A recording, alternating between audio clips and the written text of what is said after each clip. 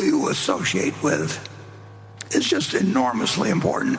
And don't expect that you'll make every decision right on that. I mean, but you are going to you're going to have your life progress in the general direction of the people that you work with, that you admire, that become your friends. I mentioned a few fellows that have died in the last couple of years. Well, all of those people were people that if we were working together on something 1/10,000th the size of Berkshire, I mean, they'd be the kind of people you choose. They're people that make you want to be better than you are, and you want to hang out with people that are better than you are and that you feel are better than you are, because you're going to go in the direction of the people that you associate with, and that's something you learn, and of course you learn it late in life.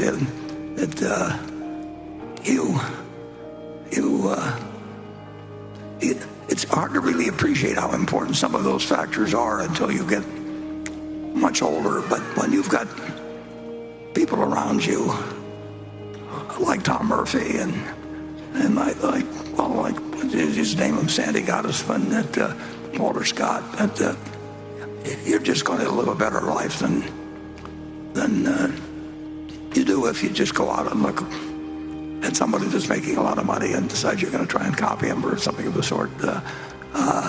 So I'd try to be associated with smart people too, where I could learn a lot from them. And I would try to look for something that I would do if I didn't need the money. I mean, what you're really looking for in life is something where you've got a job that you'd hold if you didn't need the money. And I've had that, and Charlie had it for a very, very long time. In fact, all the fellows I named had it. And they also, every one of those ones I named, they always did more than their share. And they never sought more than their share of the credit. They just behaved as the way you'd like anybody you work with. And when you find them, you treasure them. And when you don't find them, you still keep doing whatever causes you to eat or enables you to eat. But you don't give up on looking around, and you'll find people do wonderful things for you. I mentioned earlier going down to Geico and knocking on the door when the door was locked. I mean, who knows what was behind that door? I went in, but in 10 minutes I found that I had a man that was going to be just wonderfully helpful to me. And of course, if somebody's going to be helpful to you, you want to try to figure out ways to be helpful to them. So you get a compounding of good intentions and good behavior. And unfortunately, you can get the reverse of that in life too. And with a lot of, I was lucky in having a good environment for living that kind of a life. And other people, have a whole different environmental situation. They have to overcome it. But don't feel guilty about your good luck if you've got, if you live in the United States, there are 8 billion people in the world, and there's 330 million in the United States. You've already won the game to a great degree, and then just keep making the most of it. But you don't want to associate with people or enterprises that ask you to do something or tell you to do something that you shouldn't be doing. And that's one of the problems. I mean, different professions select for different types of people. And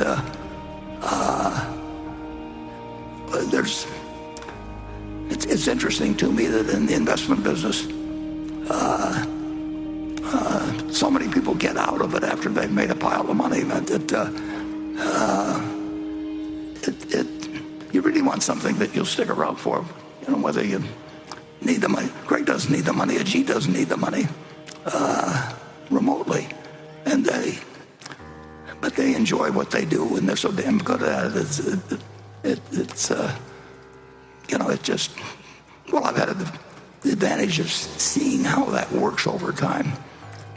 The best manager I ever knew, and there's a lot of contention for who that would be, but actually was Tom Murphy Sr., who lived to almost 98.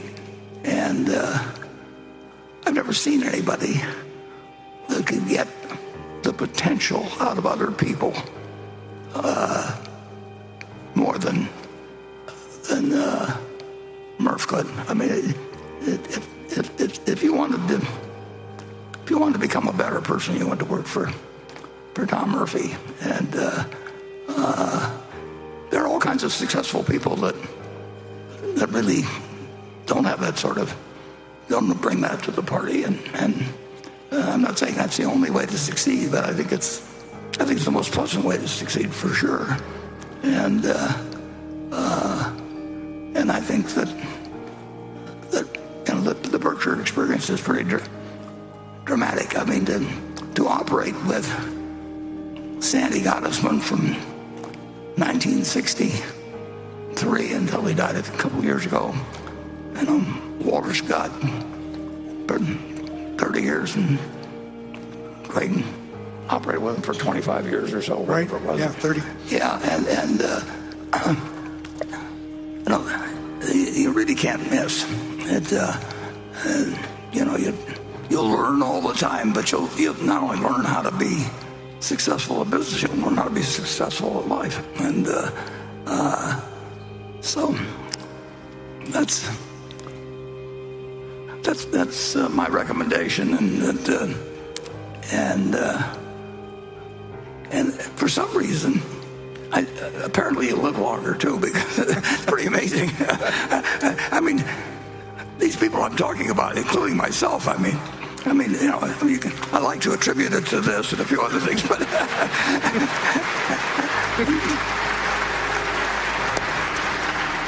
I think a happy person lives longer than somebody that's doing some things that they don't really admire that much in life.